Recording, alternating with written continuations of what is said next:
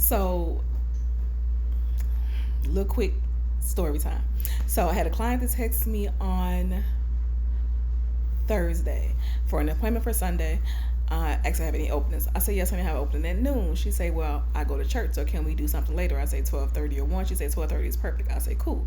So I put her down for her usual traditional retwist and combo stuff. She normally like something with some barrel, something up, something down, just blocking off enough time for her.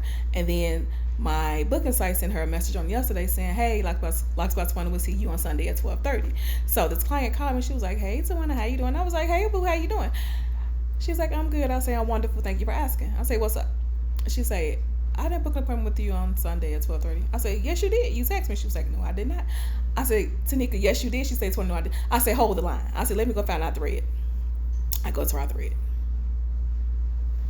I said, you sure? Then she said, baby, it was my old phone, because sometimes my baby have my old phone, and she just because you see a contact name or see a profile picture in their contact, she'll just send out a text. I said, and she would text for an appointment. I said, I remember I told you she wasn't ready for the salon because she tried to rush me through her damn retwist and extended invisible 2 strands. I said, because she's not ready.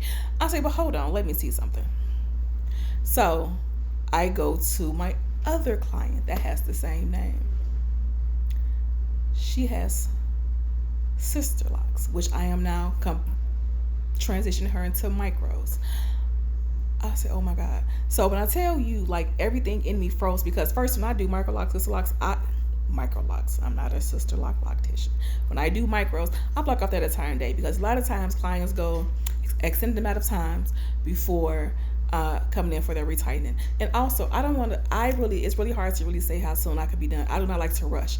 It's all about the grid. It's all about, for me, putting back every hair exactly where it's supposed to be. The integrity of the grid is what I focus on, not the stopwatch. So I look at my appointment and I realize, or at my book, and I realize it was her.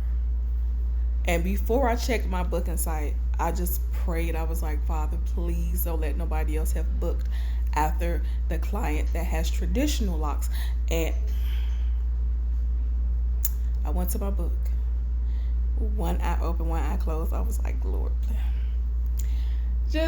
I say all that to say, I am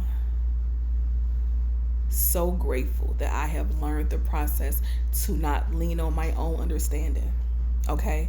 When I say I walk now, I let go, let God, I give gratitude for all the pieces that the Father divinely moves, and all the parts the Father divinely plays, because usually my Sundays are booked, because a lot of people are really surprised that I'm first available on Sunday, and 2, a lot of people are off on Sundays and Mondays. So again, so me booking the first Tanika that I thought that's who texted me, and then going to my book to realize the rest of that day was available. So I was able to remove the, like, she called me. Had she not called me, and I walked in here on yesterday and looked and seen micro locks, like, I'll say grateful, just trying to figure out things, trying to always fix things. It made my head hurt for almost my entire life.